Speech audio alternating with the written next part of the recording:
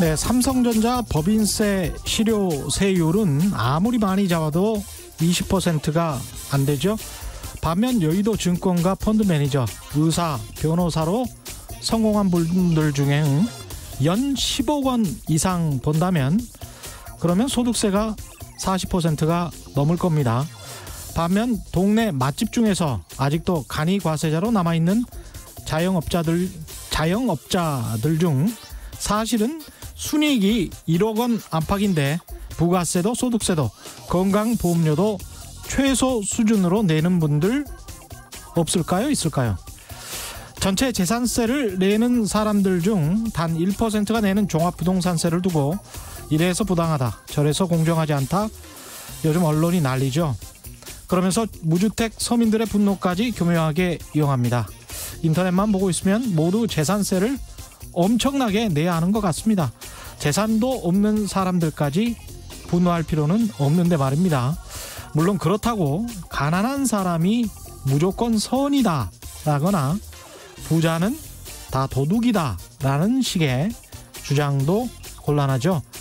스스로에 대한 정직과 서로에 대한 신뢰, 그리고 좀 더 가진 사람들의 선의가 없다면 우리는 서로가 서로를 향해 저주만 하다가 살게 될 것 같습니다. 그건 아니죠. 네, 안녕하십니까. 세상에 이익이 되는 방송 최경영의 경제쇼 출발합니다. 저는 진실탐사 엔터테이너 최경영입니다. 유튜브 오늘도 함께 갑시다.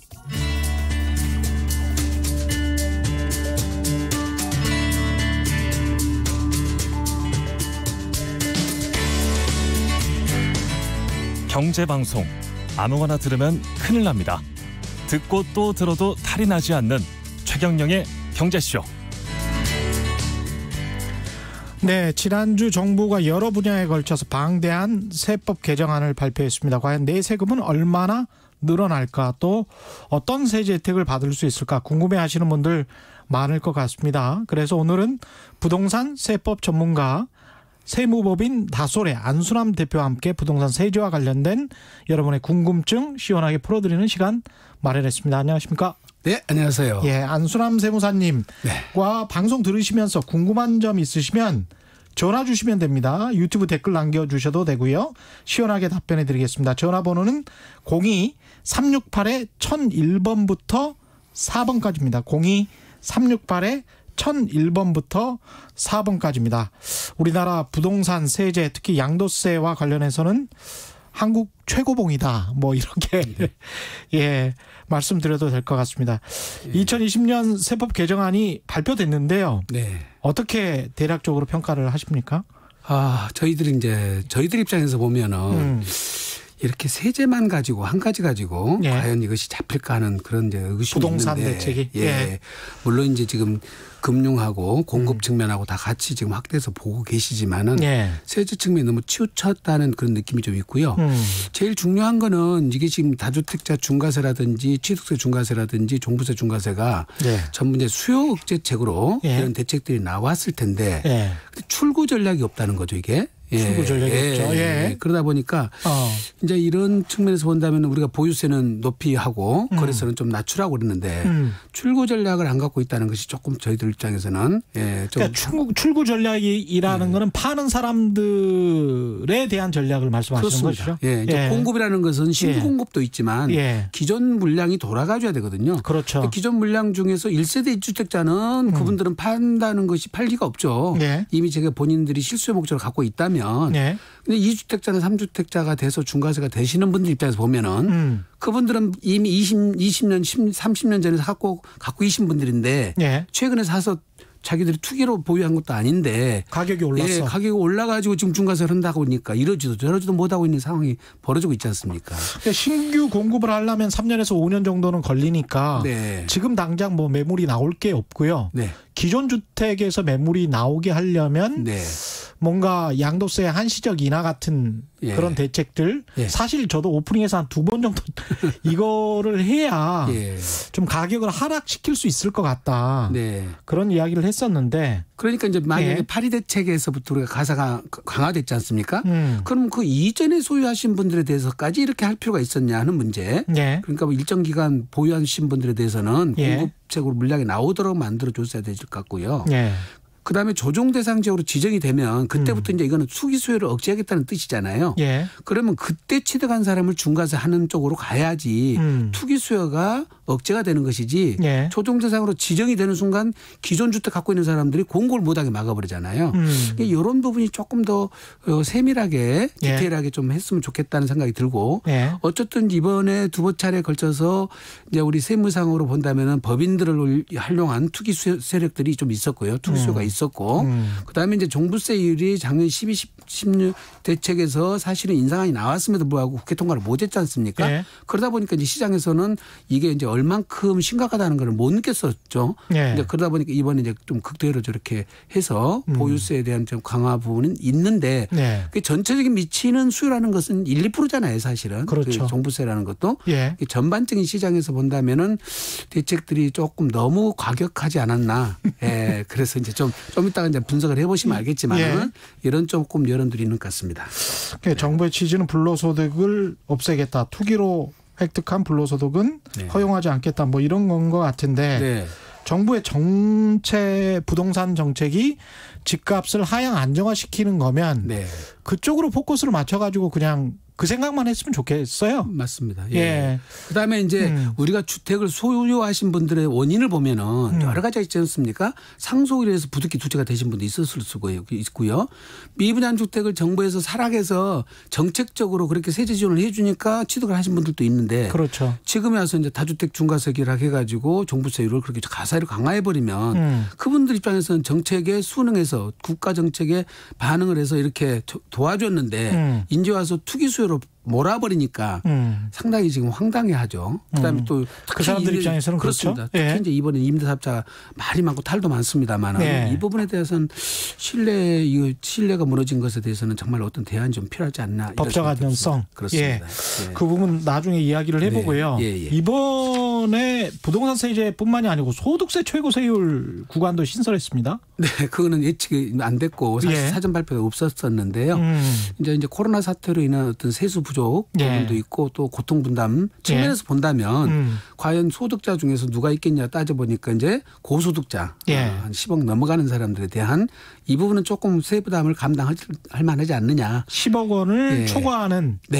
그 고소득자에서 한정해가지고 지금 42%인 최고세율을 45%까지 끌어올려놨죠. 지금 올리겠다는 거죠. 뭐 이재용 부회장이랄지 뭐 이런 분들 정도 되겠네요. 그거는 조금 그렇게 그렇게 시장에서 크게 뭐 반발이 있거나 그렇지는 않을 것 같습니다. 그렇죠. 10억 원 이상.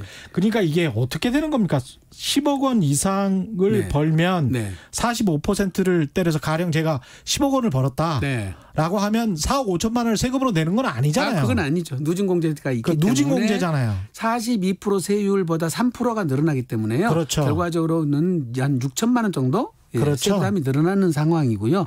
이게 전체 대상 인원 한 10,000명 약간 넘어간 것 같고요. 10,000명. 세수 효과로는 1조 원이 좀 약간 안 되도록 한 9천만 원, 9천억 원. 이 정도 추계가 되는 것 같습니다. 그러니까 이 사람들도 뭐 1,200만 원 이하에서는 6%.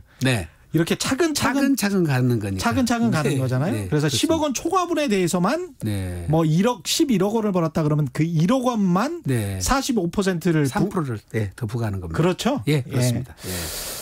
그렇군요. 그 내년부터 다주택자하고 이제 법인 중심으로 하는 이 종부세 요거 같은 경우는 어느 정도 올랐습니까?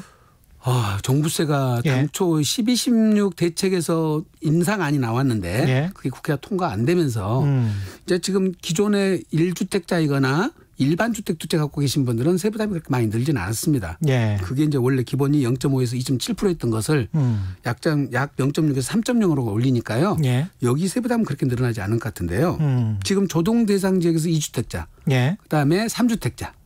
요거는 지금 거의 2배가 올라가는 거거든요. 0.6에서 3.2%가 1.2에서 6%까지 가버리니까 거의 2배가 올라가는데 세율만 2배가 올라가는 것이 아니고 예. 지금 이제 우리가 공정시장 가격 비율도 또 따라 올라가잖아요. 그다음에 공시가격도 또 인상됐잖아요. 그렇죠. 예. 그다음에 예. 세부담 상한선도 올라가 버렸잖아요. 200% 300% 올라가니까 예. 네 가지가 동시에 적용되니까 예. 예. 이게 2022년도 기준으로 따져서 저희들이 봤을 때는 지금보다 거의 1.2배 아니 2배가 아니라 2.2배에서 2.5배까지 올라갑니다. 2000 몇 년도를 기준으로요? 2022년도 공정시장 가격 비율을 100% 이제 올라간 때를 따져서 보고 예. 지금 그 공시가격 자체가 우리가 저희들 75%까지 가후 현실화 된다는 전제에서 예. 추산을 해보면 예. 그 정도 세부담이 늘어나고 있거든요. 공시가격이 75% 시가의 75% 된다. 네. 그럼 지금 현재 3천만 원 내던 분들이 약 8천? 예, 이 정도 올라가는 것 같습니다. 상향되는 것 같습니다. 3천만 원 내던 사람들이 8천만 원 정도? 네. 좀 세네요. 예, 4천만 원 내던 분들이 억대가 넘어갈 거고요. 예. 예, 그러니까 가격이 그만큼 오른 것에 대한 이제 어떻게 보면 선물인가? 네. 그럴 수도 있겠습니다만은 네. 좌우지간 이제 내는 사람들은 그러면은 하여간 그 부담이 되면 팔 수밖에 없는 그런 그 생각을 좀 해봐야 되겠네요. 그 정도면. 네. 그러니까 이제 지금 그거를 팔 수밖에 없도록 종부세 세율을 만든 것은 어느 정도 인정이 되는데 2022년까지 뭐 3천만 원 내던 사람이 한 8천만 원 낸다. 그런데 지금 종부세율을 더 강화시켜 놔버렸으니까요. 이게 과연 시장에 물량이 나올까? 좀 이제 그런 의구심이 있는 거죠. 네. 그 3천만 원 내던 거라는 거는 그러니까 시가로 따지면 한 뭐 어느 정도의 한 아파트를 30억 정도 40억 3, 40억 정도 될 겁니다. 3, 40억 정도의 아파트를 두 채, 세 채 가지고 있는 분들을 얘기입니다. 이게. 3, 40억을 가지고 있는 사람들이 3천만 원 정도 내다가 2022년에는 8천만 원 정도 내게 된다. 김원희님 같은 경우는 무주택 안 그래도 이 이야기 하려고 했는데요. 무주택 1분양권 가진 상태에서 무주택자인데 분양권이 하나예요. 그리고 입주 전까지 실거주할 주택을 7.10 대책 이후에 취득할 경우 분양권 등기 시 취득세는 어떻게 적용될까요? 지금 보완 대책 나온 걸 보면은 원래는 7월 10일 이전에 계약 체결 분들은 법 시행일 이후 3개월 이내에 취득을 하면 그거는 이제 종전 규정대로 해서 이제 적용을 해준다고 그랬었는데 3개월 이내. 그런데 이게 3개월이라는 거는 기존에 있던 주택에 대한 거래를 했을 때 단기로 당길 수라도 있는데요. 이 분양주택 같은 경우는 완성이 돼야만이 그다음에 잔금을 낼 수가 있는 것이지 법 시행일 이후 3개월 안에 내가 취득하고 싶다고 취득하는 건 아니잖아요. 그렇죠. 그러면 기득권 보호차원에서 본다면 7월 10일 이전에 분양을 이미 받았던 분들 그분들은 지금 1년 후에 2년 후에 입주할 때 입주 시기에 1년이나 2년 남은 경우도 있을 거 아닙니까? 그걸 지금 법 시행 후 3개월로 해버리면 이분들은 진짜 중과세 맞아버리잖아요. 이제 이런 분들에 대해서는 아마 지금 잔금 처리 날짜까지 계약일 기준으로 그래서 계약금을 지급한 사실이 확인되면 계약일이 7월 10일 이전이라 한다면 종전법을 적용해 줄 것 같습니다. 그 법인 같은 경우에 이제 투기 세력의 한 축으로서 그 지목이 됐었는데 법인 같은 경우에도 이번에 종부세 공제 혜택이 사라졌죠. 종부세가 지금 법인의 경우에 종부세가 심각하죠. 가장 그게 지금 어떻게 보면 종부세의 절세 비법이라고 할 수 편법이죠 사실은. 편법이라는 것이 법인을 설립해서 하나씩 법인을 사업자 등록을 해버리니까 그렇죠. 그게 6억씩 다 공제받고 그다음에 일반세율로 다 가버리니까 사실은 아무리 종부세율을 인상을 시켜놓는다 하더라도 그쪽으로 다 빠져버렸죠. 편법으로 다 그렇게 활용할 수가 있었는데 근데 이번에 6억 공제 자체를 아예 없애버렸어요. 그러니까 여러 개 법을 만든다 해봐야 효과가 없는 거고 그다음에 이제 뭐 1주택이나 일반 지역에서 2주택까지는 3% 만약에 세 채 이상이거나 조정 대상 주체면 6%까지 가버리니까 법인의 경우는 이제 종부세 때문에 감당이 안 되겠죠. 근데 투기를 목적으로 하는 다주택자들 같은 경우에 법인으로 편법으로 빠져나갔다가 그런 철퇴를 받는 거는 국민들이 이해를 할 수 있을 것 같은데요. 기존에 건설 사업자들 중에서 민간 임대주택을 공급하는 건설업자들, 건설업 하시는 분들이 있잖아요. 대표적으로 뭐 어떤 특정 기업들이 떠오르는데 그런 기업들도 종합부동산세를 그러면 내게 됩니까? 지금 만약에 현행법대로 지금 간다면은 아파트 경우는 이제 폐지시켜본다 하니까 폐지시켜버리면 이제 종부세라는 것은 과세 기준일 현재 임대사업자로 등록이 되어 있어야 되거든요. 예. 그다음에 세무서 사업자 등록이 양쪽 다 요건을 하는데 예. 이제 그 분들의 경우는 이제 지금 폭탄 맞게 생겼죠. 과연 이제 그런 것들이 과연 그게 그렇게 실행을 했을 때 그럼 법인세도 내고 종합부동산세도 내야 되는 그런 상황이네요. 그런 상황이 벌어지죠. 네. 그래서 이제 그거는 저희들이 이제 보아하니 그걸 업으로 삼고 있는 그런 그러니까 사업자면 이게 지금 어떻게 예. 보면은 말씀하신 대로 예. 지금 매입 임대주택만 한정해서 폐지를 해야지 그렇죠. 건설까지 다 폐지하는 거는 예. 조금 그거는 너무 지금 말하는 주택 수요를 공급을 해줘야 되는데 건설을 해서 해야 되기 때문에 민간임대 주택 네. 건설 사업자들이 있거든요. 네. 그러니까 그 사람들 같은 경우는 그거를 집을 직접 지어가지고 네. 공급을 하는데 네. 그게 월세를 잘못하면은 또 세금 때문에 올려버릴 수 있기 때문에 제가 보더라도 건설은 여기서 아마 보완책이 나올 거고요. 좀 정확하게 발표는 안 했지만 예. 지금 매입에 한정해서 투기세력에 그렇죠. 투기수요랑 매입이지 그렇죠. 건설은 지금 주택 공급을 해주고 있는데 거기다가 철퇴를 가해버리면 오히려 공급 줄어버리죠. 그러니까 아마 건설은 제외시킬 것 같습니다. 그거는 좀 밸런스가 좀 있어야 될 것 같고요. 균형이 좀 있어야 될 것 같고. 그러면 종부세하고 관련해서 이제 고가 1주택 있지 않습니까? 20억, 30억짜리 강남의 주택, 아파트들 이걸 뭐 오랫동안 내가 그냥 살았는데 과거에는 1억 했었다. 근데 30억이 됐다. 그렇죠. 그런 이제 노인분들도 계신단 말이죠. 이런 분들 같은 경우는 좀 공제가 되죠. 그렇습니다. 은퇴자의 경우에 이제 그런 부분에 대해서 고령자이면서 장기 보유하신 분들의 혜택을 주고 있는데요. 이제 고령자에 대해서는 그 전에는 10에서 30%까지만 해줬어요. 60세 이상은 10%. 70세 이상은 30% 줬는데 요거를 범위를 20% 40%로 10%로 확대해 줬고요. 장기 보유 공제자들도 공제 혜택이 있었어요. 5년 이상부터 해가지고 20% 뭐 15년 이상이면 50%까지 이렇게 혜택이 있었는데 그걸 두 가지를 다 합해가지고 최대 70%까지만 해줬는데 이번에는 최대 80%까지 해주도록 그렇게 입법이 지금 보완되고 있는 것 같고요. 근데 지금 시청자분께서 좀 조심할 것이 1세대 1주택이라 하니까 양도소득세에서 1세대 1주택은 부부가 공동으로 소유해도 1세대 1주택으로 보도록 돼 있거든요. 그런데 여기서 말하는 1세대 1주택은 세대원 중에 유일하게 한 채를 단독 소유를 해야 돼요. 이런 공제 혜택을 받으려면? 네, 받으려면요. 그런데 이거를 6억 추가로 더 받고 세율을 낮게 받는다 해가지고 부부간에 나눠서 갖고 계신 분들이 있어요. 그렇죠. 그런 경우는 젊은 분들이 최근에 사가지고 뭐 13, 14억짜리들은 그렇게 갖고 있는 게 유리하겠죠. 그런데 집 40억짜리를 지금 60세 넘으신 분들이 20, 30년 갖고 있는데 둘을 나눠 갖고 있다. 그러면 안 돼버리거든요, 이게. 그러면 보유세 혜택을 못 받는군요. 못 받는 일이고요. 그래서 꼭 단독으로 지금 소유를 하셔야 되고. 단독으로 소유하셨던 분들은 계속 소유를 그대로 하셔야 돼요. 지금 부부간에 만약에 증여를 해가지고 이거를 나누는 쓰는 것은 큰일 납니다.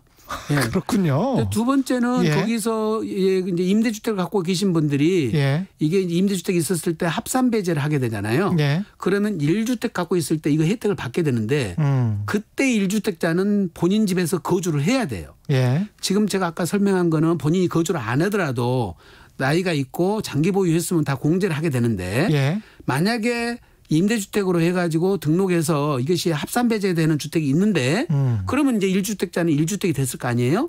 그때 세제 혜택을 받는 거는 본인이 들어가서 거주를 했을 때만 지금 최대 공제 80% 받을 수 있다는 겁니다. 그렇죠. 그래서 지금 종부세에 대한 전략이 여러 가지로 세우셔야 되는데 특히 지금 어떤 집을요 세 채를 갖고 있는데 세 채를 다 공동으로 소유하신 분들이 있어요. 그러면 어떤 일이 벌어지냐면 각각 3주택자예요. 그러면 이제 지금 최고 소유를 가버린다는 거죠. 그랬을 때 한 채씩 몰아놨어야 돼요. A주택은 남편 거, B주택은 부인 거, C주택은 부부 공동소유면 안 되니까 그거는 팔든지 자녀로 가든지 해서 한 주택씩 갖고 있어야지 1주택자로서 저율의 세율을 일반 세율을 적용받지 반반 세 채를 갖고 있으니까 중과세 되는 세율로 가버린다는 거죠. 그래서 어떤 형태로 소유하냐에 따라서도 종부세도 달라지기 때문에 꼭 전문가들한테 가서 이거 상담을 받으시고요. 지방에 있는 막 2천만 원짜리 5천만 원짜리 주택을 갖고 계신 분들이 있어요.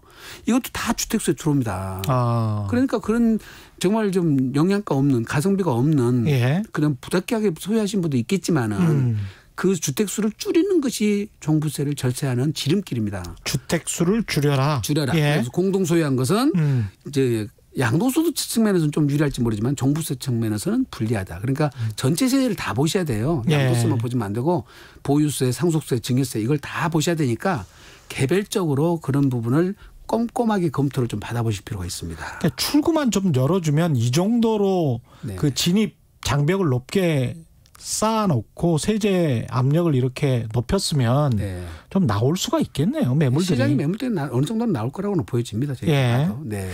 그 양도세 부담은 다주택자들 양도세 부담은 더 커진 거죠. 지금도 2주택자는 10%, 예. 3주택자는 20%인데 예. 이거를 지금 10%씩 더 올리겠다는 거잖아요. 그러니까 내년 6월 1일부터. 네, 6월 1일부터요. 예. 예. 이 2주택자는 20%로 올라가고요.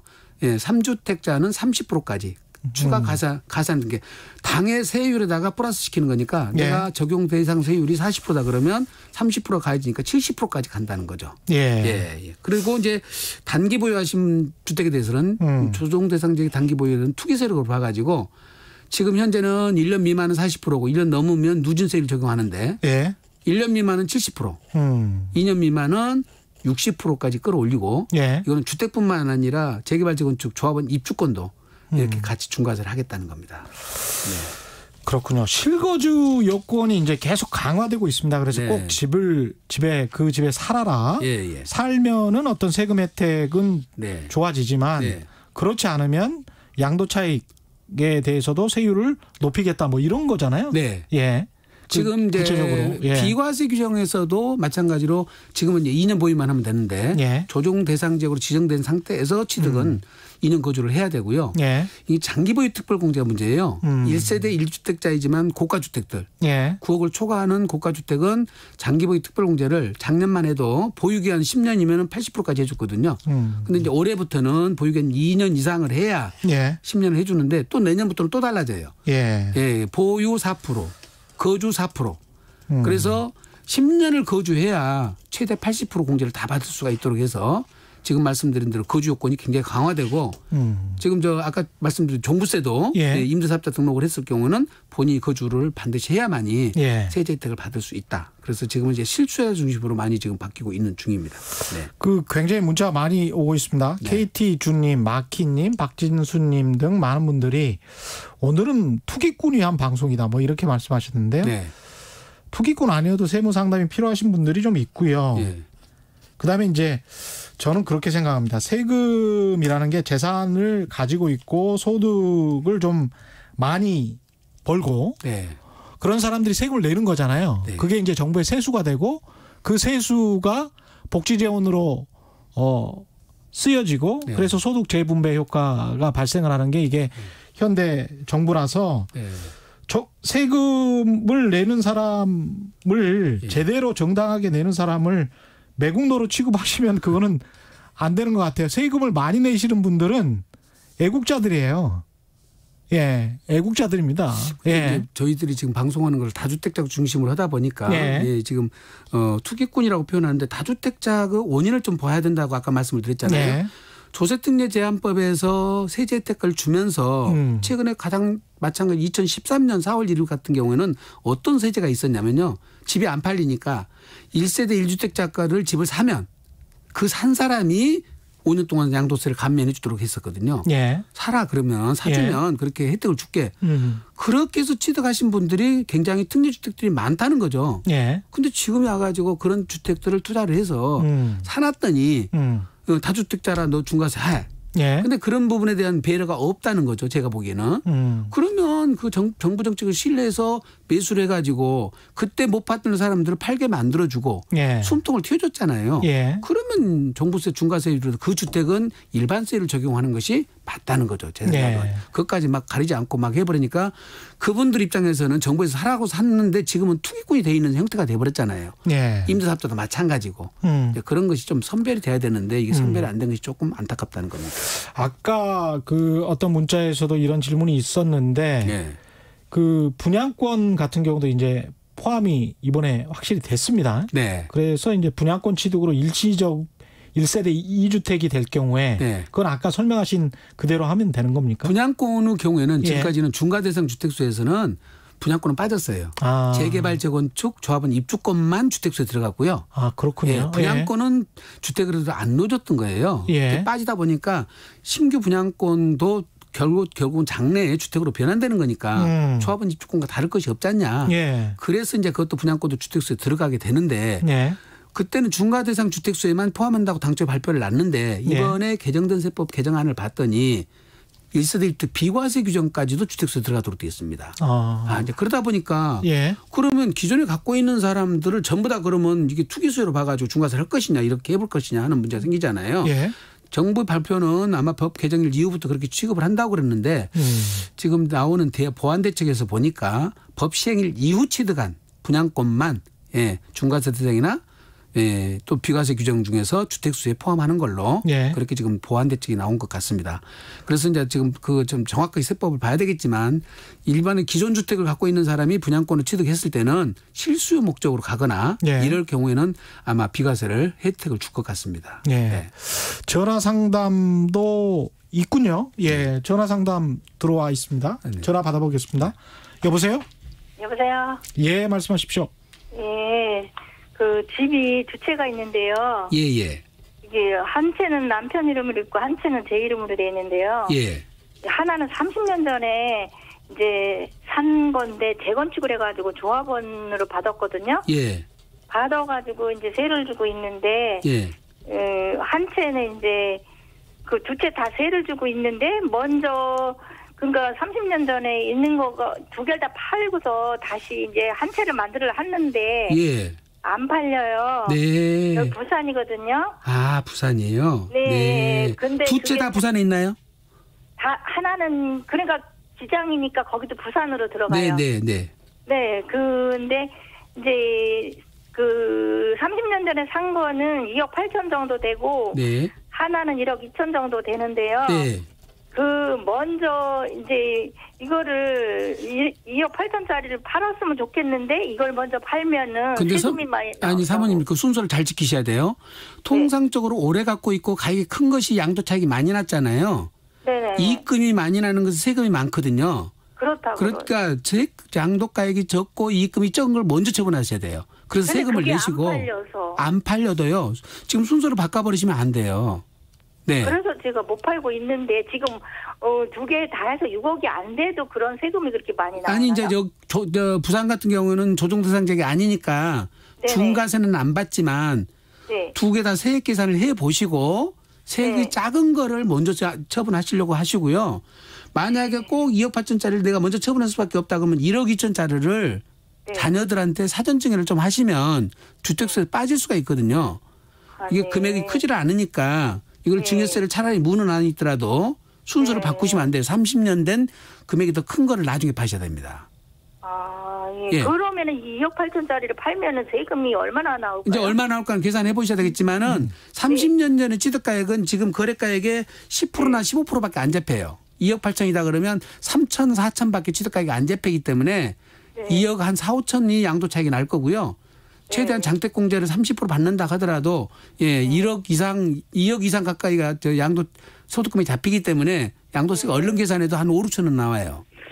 네. 그게 그 전에 1,500 주고 샀거든요. 그러니까 지금 제가 말씀드린 10% 이하로 잡히기 때문에 양도세가 많이 나온다는 말씀을 드리는 거예요. 네, 고맙습니다. 네. 최종옥 님도 비슷한 말씀이신 것 같은데 서울 아파트 한 채 살면서 불가피하게 보유하게 되는 지방 농어촌 농가주택도 보유주택 그 다주택자로 분류가 되는 건지. 이제 비과세 규정을 판정할 때하고요. 중과세 규정을 판정할 때 다릅니다. 비과세는 전국에 있는 모든 집들이 주택수에 들어가는데 대신 농어촌 주택 중에서도 2003년도 8월 1일 이후에 취득을 했다면 그게 이제 일정 규모 이하고 가액 이하고 그 요건들이 있는데 그때 이건 주택수에서 빼주게 돼 있어요. 그렇군요. 취득 시기라든지 이걸 보고 여기는 전문가한테 가서 꼭 확인하셔가지고 이 농어촌 주택이 주택수에서 제외가 되면 서울에 있는 아파트를 팔 때 비과세 받을 수 있거든요. 그러니까 우리 조세특례 제한법에 규정하고 있는 농어촌 주택의 요건에 해당되는지를 세무사님과 상담 받아보시고 검토해 받은 다음에 서울 아파트를 받으면 비과세가 되는데 농어촌 주택의 경우에는 중과세가 되려면 3억이 넘어가야 돼요. 네. 주택수에서 포함되려면 3억이 안 넘어가면은 주택수에 안 들어오기 때문에 서울 아파트를 팔 때 중과세는 안 되죠. 그래서 지금 문제가 뭐냐면 중과 대상 주택수를 계산할 때는 지방에 있는 3억 이상짜리도 주택수에 들어오다 보니까 서울에 있는 집을 팔면서 서울집을 먼저 팔 사람이 누가 있습니까? 지난번에 아마 그 비서실장 얘기 있었잖아요. 청주집하고 서울집하고. 서울집을 먼저 팔아야지 왜 청주집을 먼저 파냐고 그러는데 아니 청주집이 있어가지고 서울집이 중과세가 되는데 그 세금을 그렇게 중과세 맞으면서 세금 낼 사람이 누가 있습니까? 그는 합리적인 경제 행위를 하면은 당연히 청주집을 양도하고 서울집을 양도해서 서울집 자체는 비과세 받으려고 해야 맞는 거죠. 그거를 순서를 서울 것부터 안 팔았다고 그걸 가지고 비난한다는 것은 저희들이 납득하기 좀 곤란하죠. 그는. 네. 그리고 합법적인 절세하고 탈법이나 불법하고는 좀 구분을 해야 될 것 같아요. 이번 개정안에 아까 말씀하신 대로 소득세 최고세율이 45% 인상됐지 않습니까? 인상된 구간이 있는데 이게 다주택자의 주택 양도세율에도 어떤 영향을 미칩니까? 그거는 중과세율이 아니니까 상관이 없는데 중과세율을 적용해보면 종전에 42%짜리에서 20%가 중과세 되면 62%가 되지 않습니까? 거기에 지방소득세 6.2%를 더하면 68.2%였거든요. 최고세율이. 근데 지금은 3주택이면 30%가 돼버리니까 45%에 30%면 75%잖아요. 75%. 거기에 7.5를 하니까 82.5%가 양도세율이에요.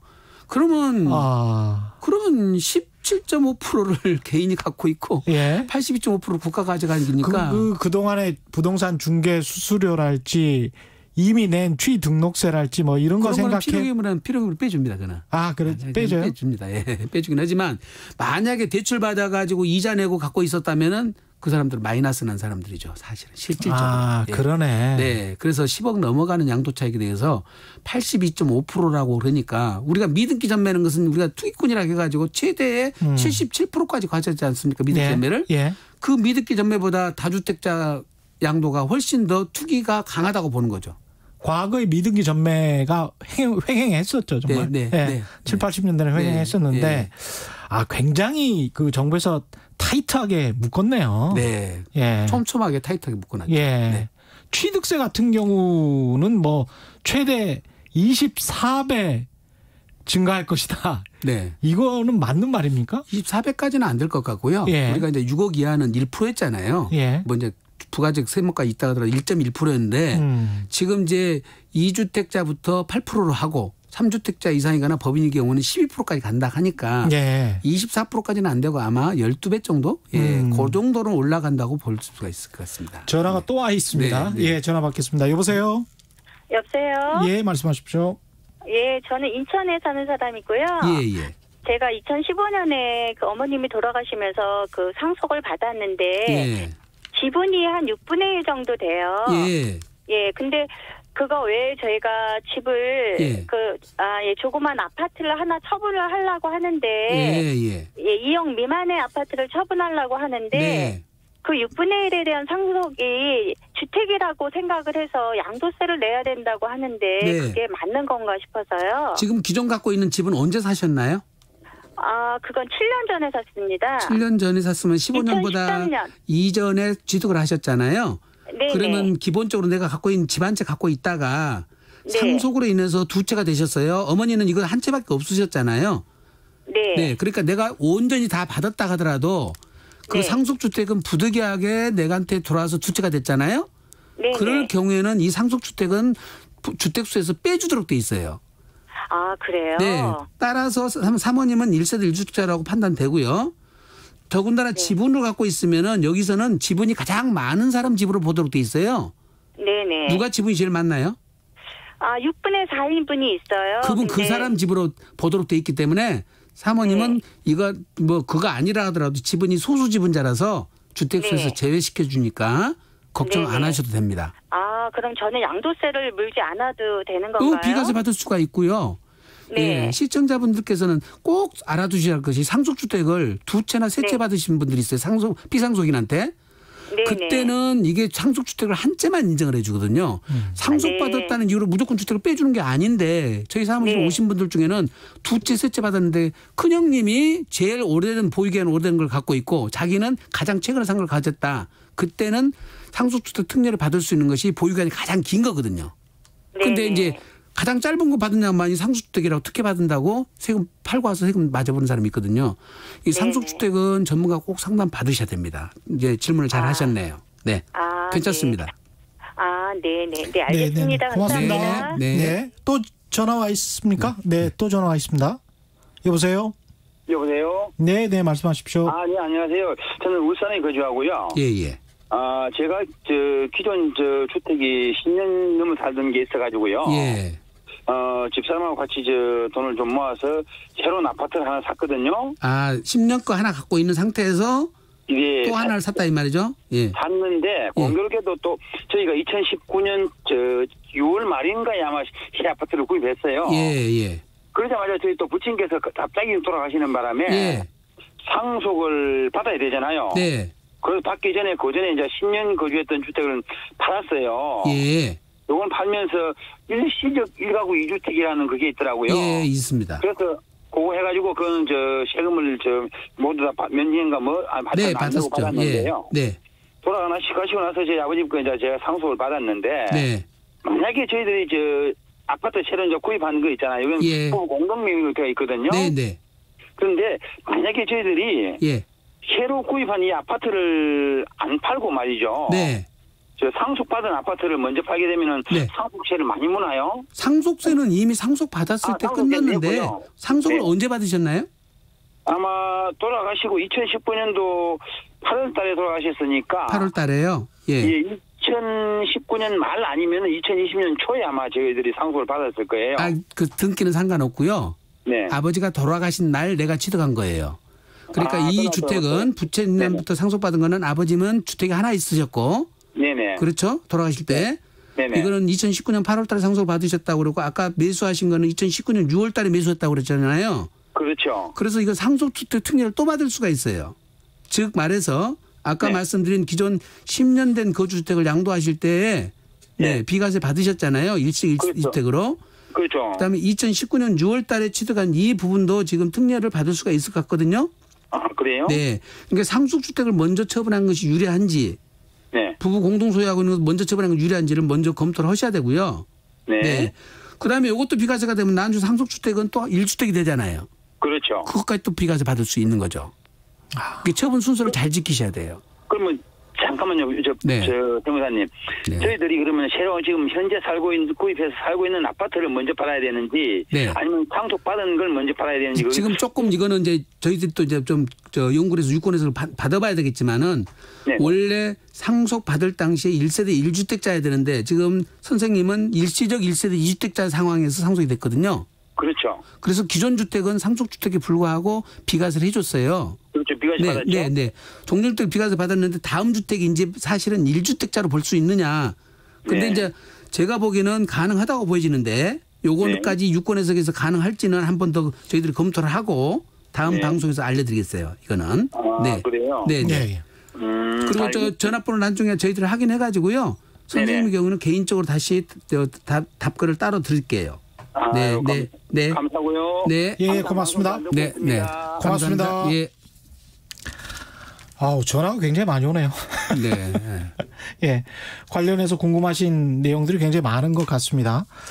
8619님은 1가구 2주택자인데 시청에 임대 신고를 안 하고 세무서에만 신고했습니다. 네. 세무서에 문의했더니 5년 임대 후면 거주주택은 비과세 혜택이 있다고 하는데 사실인가요? 이거 정말 잘못 알아가지고요. 황당한 과세 받는 분들 제일 많은 분이 이 부분들이에요. 이런 케이스입니까? 이게 첫째 조건이 구청은 민간 임대주택 특별법에서 등록을 하는 거고요. 세무서는 소득세법에서 등록하는 거예요. 그런데 필수적으로 두 군데 다 등록을 하셔야 돼요.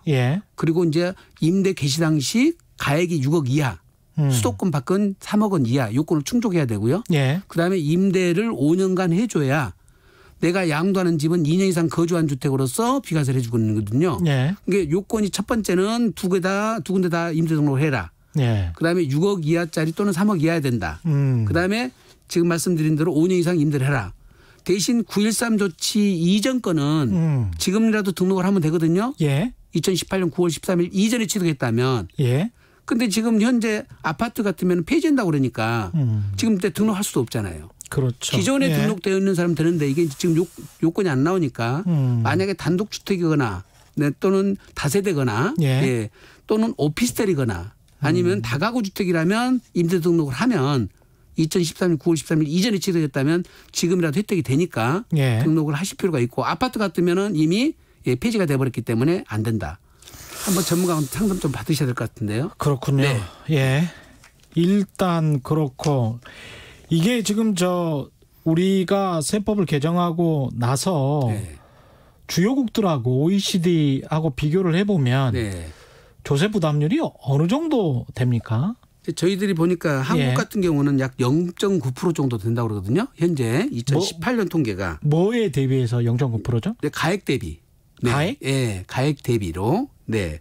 가액 대비라는 거는 부과 대상 자산 가액이니까요. 예, 평가액 대비. 네. 예. 0.9%가 부담이라고 그러는데 OECD 예. 평균 아마 1.1% 정도 나올 것 같아요. 예. 그러니까 순위는 지금 한 17위 정도 된다고 그래요.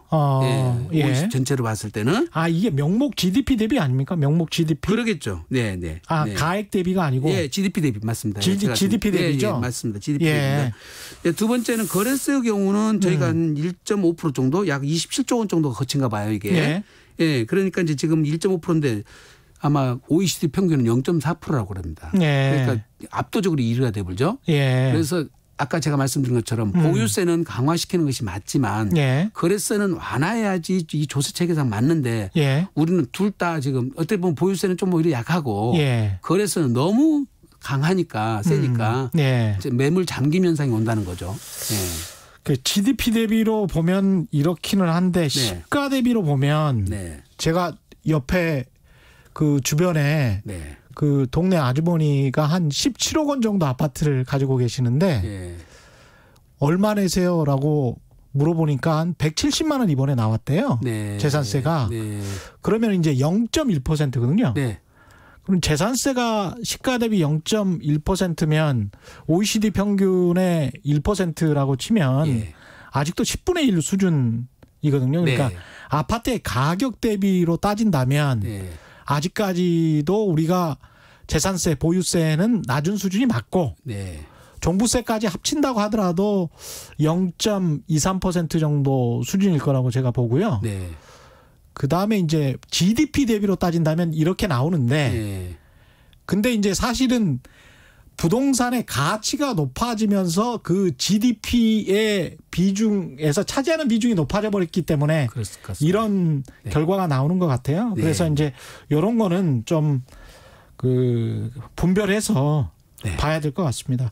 관련해서 그 임대주택 사업자들 중심으로 조세 저항도 이제 만만치 않은 것 같은데 주로 뭐라고 이야기를 하나요? 임대주택 사업자들은? 지금 이제 괴리가 생기는 건 뭐냐면 우리 임대사업자 의무기간은 단기 4년, 장기 8년에 돼 있지 않습니까?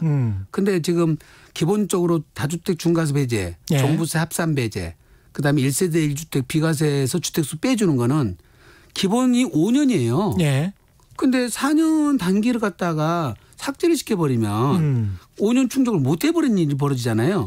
그러니까 기존에 나는 5년 이상 임대를 줄 생각으로 팔았는데 5년을 못 채우는 현상이 벌어져 버릴 수가 있지 않습니까? 이런 경우 어떻게 할 것이냐가 첫 번째 문제고 제가 할 때는 정부에서 이거는 경과 부칙 규정을 둬가지고 그렇게 피해를 주실 것 같지는 않거든요. 경과 부칙을 둘 것 같아요. 두 번째는 이제 다주택자 조세특례 제한법 보면 10년 이상 장기보유 특별 장기를 하면 임대를 하면 양도소득세를 면제해 주는 규정이 있고요. 장기보유 특공제를 70%까지 해주는 규정이 있는데 지금 의무 임대기간 8년 채우면 그것도 폐지가 된다고 해버리면 감면 받으려고 등록해놨더니 하나도 안 돼버리고 장기보유도 안 해주는 꼴이 돼버리지 않습니까? 이것도 다 그대로 10년 채울 때까지 경과부칙을 주어야 될 것 같고 정부에서도 아마 보완 대책이 나오지 않겠냐 생각이 드는데 이번에 임대주택 사업자에 관해서 각종 혜택 줬던 거 이게 완전히 없어졌습니까? 아파트 경우는 다 없어졌다고 보셔야죠. 아파트 경우는. 다만 지금 의무 임대 기간이 남아있는 것들은 그때까지는 폐지를 안 하겠다는 것이니까 기존에 이제 의무 기간을 다 지난 사람들은 어떻게 될 것이냐 하는 문제잖아요. 이제 그런 분들이 지금 피해가 갈 수가 있는데 이거는 피해를 안 가도록 보완 조치를 해 주지 않겠냐 이 생각이고, 다만 종합부동산세는 폐지가 돼버리면 과세 기준을 현재 임대등록자 사업자가 아니니까 그렇죠. 당해년도부터 종부세가 다 합산되고 되는데 지금 이제 여러 채 갖고 계신 분들이 이제 지금 심각하죠. 그분들은 오히려 임대 수익보다도 종부세가 감당 안 될 수도 있을 수 있습니다. 전화 한 통만 더 받겠습니다. 여보세요? 여보세요? 네, 말씀하십시오. 집이 두 개 다 송파구에 있거든요. 하나는 잠실에 있고 하나는 문정동에 있는데 지금 하나는 임대사업 신청을 했어요. 어디 거를 했었어요? 문정동 거. 그런데 어느 게 먼저 파는 게 좋습니까? 문정동 거는 단독의 아파트예요? 다 아파트에 두 개. 둘 다? 그럼 문정동 거는 시세가 얼마나 가는데요? 문정동 거 이거는 내가 한 30년 전에 분양받은 거라서 지금 여기는 안 올랐어요. 지금 한 5억 5천에 5억 6천인데. 임대 등록을 몇 년도에 하셨어요? 2018년도. 2018년에요? 그럼 잠실 아파트는 거주를 하셨나요? 거주 한 9년 했어요. 9년 하셨어요? 그럼 당연히 문정동 거는 앞으로 5년간 임대를 갖고 가시면 잠실 거를 양도할 때는 잠실은 비과세를 받을 수가 있으니까. 상관이 없어요. 먼저 잠실 팔아도? 거는. 잠실 거를 먼저 파셔야 돼요. 이게 조건이 잠실은 2년 이상 거주한 거주주택이어야 되고 문정동은 공시가격이 6억 이하이면서 지금 임대사업자로 5년 이상을 갖고 있어야 되니까 그러면 잠실 거는 비과세를 받을 수가 있습니다. 선생님, 잠실 거도 제가 보유 현재가 지금 보유가 20년이 넘거든요. 그거는 20년 중에 2년 이상 거주만 했으면 되니까요. 잠실 거는 또 거래가격이 얼마인가요? 지금 한 16억, 17억 해요. 그러니까 무조건 잠실 걸 먼저 파셔야 돼요. 잠실 걸 먼저 파라고요? 그리고 지금 문정동 거는 임대 등록을 언제 하셨나요? 2018년도 12월 초에 했어요. 12월 초에 했으면 장기 일반 8년짜리로 오셨잖아요. 그거를 그대로 갖고 가시면 국민주택 규모 이하니까 아까 제가 설명드린 것처럼 8년 이상 하면 장기보유 특공제로 50%, 10년 이상 하면 장기보유 특공제로 70%까지 받을 수 있도록 그렇게. 그러면 선생님, 내가 8년을 했는데 그걸 연기 안 하고 막바로 2년 채우면 10년이 되는 거잖아요. 그러니까 이제 입법되는 것을 한번 보시고요. 보완 조치가 나오면 10년을 채우시는 것이 유리할 것 같습니다. 감사합니다. 수고하세요. 거의 다 질문 받은 것 같고요. 마지막으로 최재원님은 어머님이 서울에 30년 이상 거주하시는 1억 안 되는 빌라 한 채, 재건축으로 인해서 5억 하는 아파트 한 채, 합해서 이제 두 채를 가지고 계신데 합쳐서 6억쯤 합니다. 보유세 많이 올라갈까요? 이렇게 질문하셨습니다. 여기는 괜찮을 것 같습니다. 왜냐하면 지금 시가 대비 70% 정도가 공시가격으로 나오니까요. 6억 아직 안 넘을 것 같으니까 이분의 경우에는 보유세 걱정은 안 하셔도 될 것 같습니다. 우리나라 사람들의 평균 보유 자산이 뭐 한 5억 정도라고 본다면 그분들이 세금을 걱정할 만큼 그렇게 확 올라가지는 않았죠. 그렇죠.